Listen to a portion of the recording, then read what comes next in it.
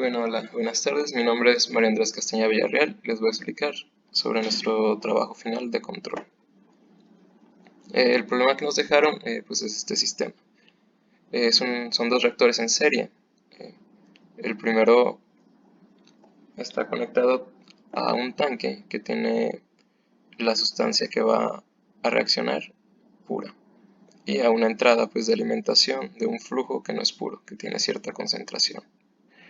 Pues este reactor está conectado a un segundo reactor. La salida del reactor va a ser la entrada del primero. La reacción que sucede es de primer orden y es la misma para ambos reactores.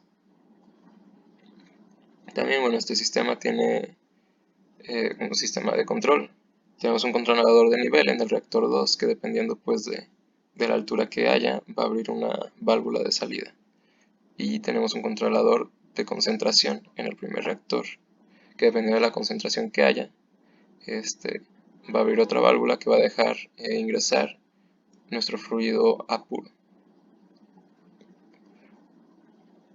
Para el problema se nos dan los siguientes datos, se nos dan los volúmenes de los reactores, coeficientes de la tasa de reacción, las propiedades del caudal 1 y ciertas condiciones de diseño. Lo que nos pide la primera pregunta pues es que a partir de las ecuaciones de conservación derivemos las ecuaciones que describen el lazo de control de la composición. Y nos da un dato muy importante, que las densidades son constantes y se pueden tomar como iguales. La densidad del flujo A es igual a la densidad del flujo de entrada, por lo tanto es igual a la densidad. Ahora sí, para iniciar a resolver este problema, pues iniciamos con nuestro balance total del sistema. Como les decía, con la suposición de las densidades, prácticamente nos queda, pues, nuestras únicas entradas son el flujo de la concentración A pura, más el flujo de entrada, y nuestra salida, pues, es el flujo de salida. De aquí obtenemos esta ecuación que nos va a servir para otro inciso. A continuar con el problema, nosotros dividimos el sistema en dos subsistemas. Nuestro primer subsistema pues es el primer reactor y el segundo reactor. Y ahora sí, para el balance del componente A en el primer reactor. A partir de la ecuación de balance de masa que hemos utilizado durante todo el semestre, obtenemos las relaciones auxiliares. Donde la masa total de A es igual a la concentración en el reactor 1 por el volumen del primer reactor por el peso molecular de A. Y tenemos que lo que entra a este primer reactor pues es el flujo de la sustancia pura por la densidad más el flujo de alimentación por la concentración de alimentación por el peso molecular. Y lo que sale, pues nuestro flujo de salida, que es el flujo de A puro más el flujo de alimentación por la concentración de A en el reactor por el peso molecular. Y lo que se consume, que viene dada por la ley de velocidad, que pues es la constante por la concentración de A en el reactor. Y ahora sí, bueno, si sustituimos todas estas relaciones auxiliares en el balance y despejamos para obtener la concentración de A1, o sea, la concentración del reactor, nos queda esta ecuación diferencial.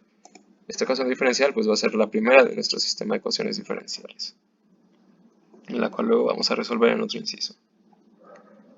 Y para el segundo reactor, pues es prácticamente el mismo proceso. Quedan más o menos las mismas. La única diferencia es que nuestra entrada de este reactor pues es la salida del reactor 1. Y pues la salida del reactor viene dada con la concentración del reactor 2. La ley y la reacción es del mismo orden, nomás cambia nuestra constante y la concentración del reactor 2. Y bueno, del reactor 2 obtenemos esta segunda ecuación diferencial. Ahora sí, el punto número 2. Este dice que tenemos que obtener el punto de operación, los valores del flujo de salida, la concentración del reactor 1 y la concentración del reactor 2. Para el flujo de salida es muy sencillo. Vamos a utilizar la fórmula que les dije que teníamos pendiente. Nuestro flujo de salida es la suma del flujo de A puro más el flujo de alimentación. El problema nos dice que son 50 y 50, entonces nuestro flujo de salida son 100 galones por minuto. Y bueno, para obtener las concentraciones de reactor 1 y reactor 2 es un poco más complicado. Para esto yo elaboré un programa en MATLAB y utilicé la función fslope. Pues la función fslope resuelve nuestro sistema de ecuaciones. Aquí tenemos nuestros parámetros, nuestras variables perturbadoras.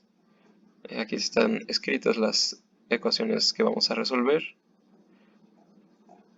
y mandándolo a llamar, dando nuestras condiciones iniciales, obtenemos que una vez que corre el programa, nos arroja unos resultados, los siguientes resultados. Para el primer reactor, la concentración va a ser de 19.68 libras mol por galón y para el segundo reactor de 5.62 libras mol por galón. Ahora, para el problema número 3, para la pregunta 3, dice que tenemos que indicar las acciones en falla de la válvula de los dos lazos de control y explicar las decisiones. Me voy a volver un poco al dibujo. Aquí tenemos nuestra primera válvula, es la que controla la concentración de A, controla el flujo de A puro. Y aquí tenemos nuestra segunda válvula que controla el flujo de salida y está conectada al controlador de nivel. Ahora sí, volviendo a la pregunta. Bueno, pues para la primera válvula, esta va a ser cerrado en caso de falla, puesto que de estar abierta se desbordaría el primer reactor, y esto representaría tanto pérdidas como un riesgo para los trabajadores, si es que se utiliza una sustancia peligrosa. Y para la segunda válvula, sería al contrario, abierta en caso de falla, puesto que de estar cerrada se desbordaría el segundo reactor, y pues tendría las mismas consecuencias que el primer caso. Para el punto 4. El punto 4 nos pide dimensionar la válvula de control de la línea de A puro que entra al reactor 1 para un factor de sobrecapacidad al 100%. Por lo tanto, pues tenemos que obtener nuestro CB máximo y utilizar el catálogo de Mason-Lane para obtener nuestro tamaño nominal. Primero tenemos que obtener nuestro peso específico del fluido A. Para eso convertimos, bueno, el problema nos lo da en libras por galón. Nos dice que la densidad son 2 libras por galón.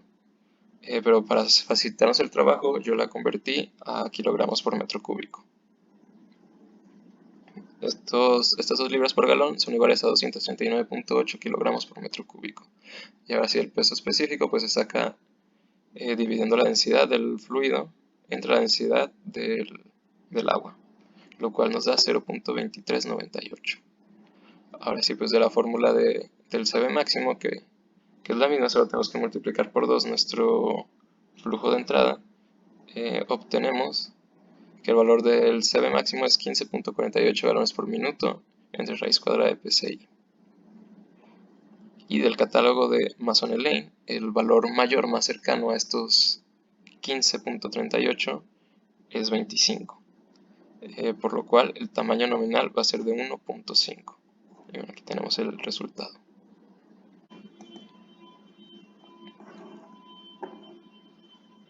Para el punto 5 nos pide indicar las acciones de los dos controladores que se muestran en la figura. Bueno, para el primer controlador, el de la concentración, la acción es directa, debido a que la válvula es cerrada en falla, o sea, air to open. Para el controlador de nivel, la acción es indirecta, porque este es air to close, es abierto en falla. Y por último, para el punto 6, que nos pide indicar qué tipo de sensor se podría emplear para los dos controladores que tenemos, que es el controlador de concentración y el de nivel. Bueno, para el controlador de concentración, yo recomendaría o propondría que se utilizara un sensor de conductividad. Y para el controlador de nivel, puede ser muy sencillo, un flotador mecánico. Y bueno, hasta aquí es el problema y sería todo de mi parte. Muchas gracias.